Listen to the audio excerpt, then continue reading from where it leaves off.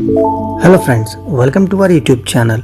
अगर आपने अभी तक चैनल को सब्सक्राइब नहीं किया है तो इसे सब्सक्राइब कर लें और बेल आइकन प्रेस कर दें ताकि आपको हमारे वीडियोस की अपडेट मिलती रहे। तो चलिए शुरू करते हैं इसी के साथ आज का अपना वीडियो। तो हमारा वीडियो है जीएस टेस्ट पेपर 116 और आज का हमारा पहला क्वेश्चन है, Which of the following ocean current is primarily driven under the influence of gravity? कौन सा ओशन करंट है जो कि जो हमारा ग्रेविटी है, ग्रेविटेशनल फोर्स होता है तो उससे इन्फ्लुएंस होता है। आपको बताना है कौन सा है। तो इसका सही आंसर है ए, काउंटर इक्वेटोरियल करंट। वो करंट, वो ओशियानिक करंट जो कि इक्वेटर के विपरीत बहती है। कहने का मतलब जैसे हमारा अर्थ वेस्ट टू ईस्ट मूव करता है तो ईस्ट टू वेस्ट करंट आती है, तो उसको बोलते हैं काउंटर इक्वेटोरियल करंट। तो जो सीईसी यानी काउंटर इक्वेटोरियल करंट एक फिनोमिना है, नियर इक्वेटर के पास होता है। इसमें ईस्टवर्ड फ्लोइंग होती है ओशियानिक वाटर की, ना कि westward. in opposition to and flanked by the westward equatorial currents of the Atlantic Ocean, Pacific and Indian Ocean। जो westward होना चाहिए तो वेस्ट के प्रेशर के बावजूद वो ईस्ट के तरफ से फ्लो करती है, जबकि हमारा जो अर्थ है वो हम जैसे हम जानते हैं वेस्ट टू ईस्ट ही मूव करता है। Either side of the trade wind blow constantly and push great volume of water westward in the equatorial current. जैसे कि हमको पता है कि जो हमारा ट्रेड करंट्स होती हैं वो इतना ईस्ट से वेस्ट की तरफ जाती हैं, तो इतना उसमें प्रेशर होता है कि वो जो पानी की धार होती है वो वेस्ट की तरफ मूव करने के लिए प्रेशर डालती है, बट मूवमेंट की वजह से वो प्रेशर ऑपोजिट हो जाता है और हमारे जो करंट होती है वो वेस्ट से ईस्ट की तरफ बहती है। इसलिए हम इसको काउंटर इक्वेटोरियल करंट बोलते हैं और ये इन्फ्लुएंस ऑफ ग्रेविटी की वजह से होता है। तो चलिए इसी के साथ बढ़ते हैं अपने अगले क्वेश्चन की तरफ। Question number 2, consider the following statement. पहला है, right to access to the internet is a fundamental right under the article 21। Freedom of speech and expression on internet is beyond the purview of reasonable restrictions and article 19(2) of Indian constitution. कहने का मतलब जो right to access यानी कि अगर internet जो हम चलाते हो हमारा फंडामेंटल राइट में आर्टिकल 21 के अंडर में आता है, और जो freedom of speech and expression है वो इंटरनेट पे is beyond the purview of reasonable restriction. जो रीजनेबल रिस्ट्रिक्शंस होती है उससे ज़्यादा ही हमें मिलती है उस पर आज़ादी बोलने की 19 सब क्लॉज 2 हमारे आर्टिकल के अंदर में। तो आपको बताना इनमें से कौन सा स्टेटमेंट सही है। तो इसका सही आंसर है ए, वन ओनली। सेकंड वाला गलत है। सेकंड वाला इसलिए भी गलत है क्योंकि वो beyond the purview of reasonable restrictions बोलना है, तो इस पॉइंट पे आपको ध्यान देना था। तो चलिए इसके साथ बढ़ते हैं अपने अगले क्वेश्चन की तरफ। Question number 3, with reference to the social and religious movement of 19th century consider the following statement. जो सोशल और रिलीजियस मूवमेंट चल रहे थे 19वीं शताब्दी के समय में, तो उससे जुड़े कुछ स्टेटमेंट है, आपको बताना है कौन सा सही है। तो पहला है, the reformers of 19th century believed in complete westernization of the society. यानी जो 19वीं सदी में रिफॉर्मर्स थे, जो बदलाव चाहते थे लोग, वो एकदम वेस्टर्नाइजेशंस के फेवर में थे, यानी कि जो पश्चिम देशों के कल्चर हैं, वेशभूषा, भाव, हाव भाव है, तो उसके फेवर में थे कि जो बदलाव है वो उसको लेते हुए है। सेकंड है, द रहनुमाई मजदायन सभा was set up by the English educated Muslim to reform the social condition of the Muslim women। तो रहनुमाई जो मजदायन सभा था ये एक अंग्रेजी माध्यम के मुस्लिम रिफॉर्मर थे जिन्होंने सोशल कंडीशन, जो महिलाओं के सोशल कंडीशन था उसको देखते हुए सभा बनाई थी। थर्ड है, राधाकांत देव organized Dharma Sabha to counter the idea of Brahmo Samaj. तो राधाकांत देव ने एक धर्म सभा बनाई थी जो ब्रह्मो समाज के आइडियाज थे, जो विचारे थे, उसके मतलब काउंटर में, यानी कि उसके अगेंस्ट में। फोर्थ एंड लास्ट है, Indian social conferences founded by the MG. Ranade यानी कि Mahagovind Ranade and Raghunath Rao was known as the social reform cell of the Congress. तो जो इंडियन सोशल कॉन्फ्रेंस थी उसको एम.जी. रानडे और रघुनाथ राव द्वारा बनाया गया था और इनको कांग्रेस का सोशल रिफॉर्म सेल भी माना जाता था। तो आपको बताना है इनमें से कौन सा statement social and religious movement of 19th century के संदर्भ में सही है। तो इसका सही आंसर है डी, 3 and 4 ओनली। पहला और दूसरा गलत है। जो 19th सेंचुरी में रिफॉर्मर्स थे, they do not believe in blind imitations of western ideas, यानी कि वो एकदम आँख मूंद के वेस्टर्नाइजेशन के फेवरेबल में नहीं थे। हाँ, उन्हें वेस्टर्नाइजेशन चाहिए था, बट थोड़ी अपनी उसको इंडियन कल्चर को साथ में लेते हुए। और जो सेकंड है, रहनुमाई मजदान सभा was founded by English educated Parsis, ना कि मुस्लिम। उसमें मुस्लिम दिया, तो मुस्लिम लोग पारसीज थे। To improve the social condition of the people of their community, जो उनकी कम्युनिटी यानी पारसी कम्युनिटी के लोग थे, तो उनकी सोशल कंडीशन को बेहतर बनाने के लिए उन्होंने इस सभा को बनाया था। तो चलिए इसी के साथ बढ़ते हैं अपने अगले क्वेश्चन की तरफ। Question number 4, consider the following statements. दो है, पहला है river Tigris and Euphrates meet at Shatt al Arab in Iran. जो रिवर टिग्रिस और यूफ्रेट्स है, ये शत अल अरब ईरान में मिलती हैं दोनों। अमू दरिया और Syr Darya are the principal river of Central Asia. तो ये दोनों जो नदियाँ हैं, अमू दरिया और सिर दरिया, ये जो हमारे मध्य एशियाई जो इलाके हैं, तो उसके ये प्रमुख नदियाँ हैं। तो आपको बताना है इनमें से कौन सा स्टेटमेंट सही है। तो इसका सही आंसर है सी, बोथ 1 and 2 दोनों ही सही है। अमू दरिया, सिर दरिया, ये दो मुख्य नदियां हैं अरल सी की, जो अरल सी हमारे कजाकिस्तान में पाई जाती है, जो कि धीरे धीरे सूखी जा रही हैं। तो इसलिए सूख रही कि इस पर काफ़ी सारे डैम्स बनाए गए हैं। तो इसलिए ये हमेशा हर साल चर्चा में रहता है, क्योंकि धीरे धीरे वो एक डिग्रेड हो रहा है अरल सी हमारा। तो चलिए इसी के साथ बढ़ते हैं अपने अगले क्वेश्चन की तरफ। Question number 5, consider the following statement. पहला है, southern oscillation represent a Walker cell. जो सदर्न ऑक्सीलेशन होता है वो वॉकर सेल को रिप्रेजेंट करता है।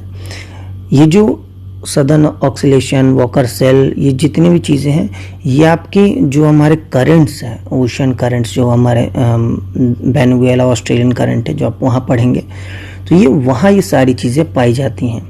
तो आप इसे करंट चैप्टर में आपको ये चीज़ें मिल जाएंगी। सेकंड है, Walker cell circulation form part of Hadley's cell, यानी जो वॉकर सेल सर्कुलेशन होता है, ये हेडलेस सेल का एक हिस्सा है। थर्ड एंड लास्ट है, horse latitude from the wet branch of Hadley cell, यानी जो हेडलेस सेल का जो हॉर्स लैटिट्यूड होता है वो वेट ब्रांच होता है, यानी कि भींगा हुआ, कहने का मतलब वो बारिश देता है। तो आपको बताना है इनमें से कौन सा स्टेटमेंट सही है। तो इसका सही आंसर है ए, 1 ओनली। सिर्फ पहला वाला सही है, southern oscillation represent a Walker cell. ये बेसिकली जो हवा का मूवमेंट होता है समुद्र के ऊपर, जिनकी वजह से ओशन करंट्स मूव करती हैं, तो उसको ये सदर्न ऑक्सीलेशन और वॉकर सेल, आपको ये चीज़ें वहाँ पढ़ने को मिलेंगी। तो चलिए इसी के साथ बढ़ते हैं अपने अगले क्वेश्चन की तरफ। Question number 6, Which of the following ocean currents passes through the Yucatan Channel into the Gulf of Mexico? कौन सा ओशन करंट यूकैटन चैनल होते हुए गल्फ ऑफ मैक्सिको में जाता है, ये आपको बताना है। तो उसका सही आंसर है सी, कैरेबियन करंट। कैरेबियन करंट है जो कि यूकैटन चैनल होते हुए गल्फ ऑफ मैक्सिको में जाता है, और वहां से निकलने के बाद उसको स्ट्रीम ऑफ गल्फ बोला जाता है। तो चलिए इसी के साथ बढ़ते हैं अपने अगले क्वेश्चन की तरफ। Question number 7, consider the following statement regarding the constitutional progress in 19th century India. जो संवैधानिक वृद्धि हुई थी हमारी 19वीं शताब्दी में, तो उससे रिलेटेड 4 ऑप्शन है, आपको बताना है कौन सा सही है। पहला है, Indian Council Act of 1861 is known as act for the good government of India, यानी जो इंडियन काउंसिल एक्ट 1861 आया था उसको good government of India act माना जाता है। Second, the Act of 1861 made a beginning of representative institution by the Association Indian with the law making process, यानी जो 1861 में एक्ट यानी कानून बना था, वो एक कहने का मतलब एक शुरुआत माना जाता है उन मतलब इन इंस्टीट्यूशंस के लिए, उन एजेंसीज के लिए जो कि इंडियन लॉ मेकिंग प्रोसेस में आगे बनती चली गई। Third, the act of 1892 made a limited and indirect use of election in filling some of the seats in central and provisional council, यानी जो 1892 में एक्ट आया था, कानून आया था, उसने लिमिटेड ही सही बट एक indirect use of election they दिया था, यानी कि जो चुनाव होता है उसका इस्तेमाल होने लगा था सेंट्रल और प्रोविंशियल काउंसिल में सीटों पे चयनित के लिए। फोर्थ है the secretary of state in council was created by the act for the good government of India. यानी सेक्रेटरी ऑफ स्टेट काउंसिल बनाया गया था वो गुड गवर्नमेंट ऑफ इंडिया के एक्ट के लिए बनाया गया था, द्वारा बनाया गया था। तो आपको बताना है इनमें से कौन सा स्टेटमेंट सही है। तो उसका सही आंसर है बी 2, 3 एंड 4 ओनली। पहला वाला गलत है। जो इंडियन काउंसिल एक्ट 1851 में हुआ था, ना कि 1861 में गुड गवर्नमेंट एक्ट न आया था। तो चलिए इसी के साथ बढ़ते हैं अपने अगले क्वेश्चन की तरफ। Question number 8, which of the following pair is और आर करेक्टली मैच। कौन से इसमें से सुमेल सही है आपको बताना है। एक तरफ ज्योग्राफिकल फीचर है और एक तरफ रीजन्स है। पहला है रब अल खलील अरेबियन पेनिनसुला में है। सेकंड है माउंट डेनाली अलास्का। थर्ड है वाल्डिस पेनिनसुला, ये आपकी वेस्ट एशिया है। फोर्थ है ओकावांगो बेसिन, ये आपका पैटागोनिया डेजर्ट है। तो आपको बताना है इनमें से कौन सा स्टेटमेंट सही है, कौन से सुमेल सही है मैच। तो इसका सही आंसर है सी 1 एंड 2 ओनली। वाल्डिस पेनिनसुला आपके अटलांटिक ओशियन है और जो ओकावांगो बेसिन है ये आपका कलाहारी डेजर्ट है, न कि पैटागोनिया डेजर्ट। ये हमारे पिछले टेस्ट पेपर में भी क्वेश्चन था, तो आई होप आप लोग ध्यान से पढ़े होंगे तो सही होगा आंसर। तो चलिए इसी के साथ बढ़ते हैं अपने अगले क्वेश्चन की तरफ। Question number 9, consider the following statement. पहला है दी ITCZ यानी inter tropical convergence zone is a characterized by the thunderstorm, यानी इस पर ज़्यादातर तूफानें आती हैं। सेकंड है the ITCZ promotes the formation of tropical cyclone, यानी ITCZ के मदद से ही ट्रॉपिकल साइक्लोन्स बनती हैं। थर्ड है the ITCZ is a characterized by strong trade wind, यानी जो ITCZ लाइन होती है वहाँ सबसे ज़्यादा मजबूत ट्रेड विंड होती हैं। तो आपको बताना है इनमें से कौन सा स्टेटमेंट सही है। तो उसका सही आंसर है सी 1 एंड 2 ओनली। थर्ड वाला गलत है। ITCZ is characterized by the connectivity activity which generates often vigorous thunderstorm over a large area। तो एक कनेक्टिव एक्टिविटी है जिसमें ज़्यादातर थंडरस्टॉर्म्स यानी तूफानें वगैरह आती रहती हैं।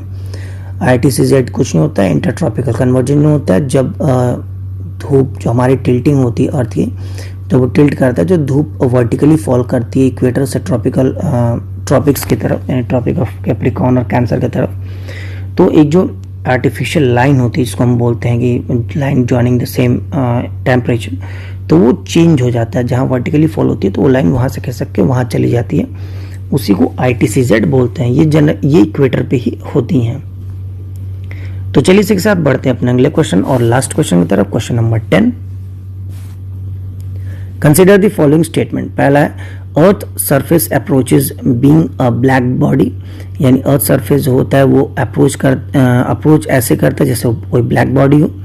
सेकंड है the sun approaches being a black body, यानी कि सन अप्रोचेस करता है बीइंग अ ब्लैक बॉडी होते हुए।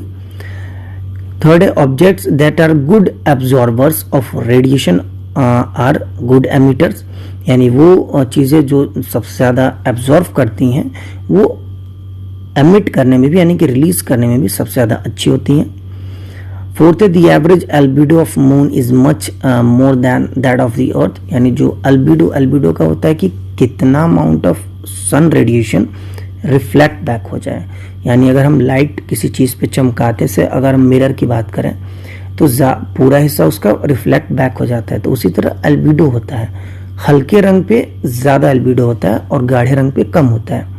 जैसा कि गर्मी में हम बोलते हैं जनरली कि ब्लैक शर्ट वगैरह या ब्लैक कपड़ा नहीं पहनना चाहिए क्योंकि उस पर हीट ज़्यादा होती है, और वाइट पहनना चाहिए क्योंकि हीट कम होता है, तो ड्यू टू एल्बिडो होता है। तो उसी तरह कह रहा है कि एल्बिडो ऑफ मून ज़्यादा है अर्थ से। तो आपको बताना इनमें से कौन सा स्टेटमेंट सही है। तो इसका सही आंसर है बी 1, 2 एंड 4 ओनली। फोर्थ वाला गलत है, नहीं ऐसा गलत है। मून की कम है, अर्थ की ज़्यादा है। अर्थ की लगभग 32% है और मून की सिर्फ 7% है। So it is so because moon does not have an atmosphere, क्योंकि मून पे एटमॉस्फेयर नहीं होता है, इसलिए उनका एल्बिडो भी अर्थ के मुकाबले यानी कि पृथ्वी के मुकाबले कम है। तो फ्रेंड्स इसी के साथ आज का हमारा वीडियो समाप्त होता है। जाने से पहले हम आपको जो हमारा लास्ट वीडियो था इन GS टेस्ट पेपर 115, तो जो उसका क्वेश्चन ऑफ द डे था उसका आपको आंसर बता देते हैं। क्वेश्चन ऑफ द डे था Idukki dam of Kerala is built across which of the following river. जो इदुक्की डैम है वो किस नदी के ऊपर केरला में बनी है आपको बतानी थी। तो उसका सही आंसर है ए पेरियार रिवर। बहुत इजी था क्योंकि ब्रह्मपुत्र केरला में है नहीं, नर्मदा है नहीं और कृष्णा भी केरला में नहीं है। तो बहुत इजी आंसर था, सीधा सीधा पेरियार। तो चलिए इसी के साथ जाने से पहले हम आपको आज का जीएस टेस्ट पेपर 116 का क्वेश्चन ऑफ द डे बता देते हैं। तो आज का हमारा क्वेश्चन ऑफ द डे है what is the source of arsenic in water, यानी पानी में आर्सेनिक का सोर्स क्या होता है आपको बताना है। आपके ऑप्शन से ए इंडस्ट्रियल वेस्ट, बी फर्टिलाइजर, सी फॉस्फेट रॉक या D all of the above. तो फ्रेंड्स इसी के साथ आज का हमारा वीडियो समाप्त होता है। जाने से पहले अगर आपको हमारा वीडियो अच्छा लगा हो तो इसे लाइक करें, शेयर करें और हमारे चैनल को जरूर सब्सक्राइब करें। साथ ही आप हमें नीचे कमेंट बॉक्स में हमारे क्वेश्चन ऑफ द डे का आंसर ज़रूर दें। तब तक के लिए thank you for watching and bye bye.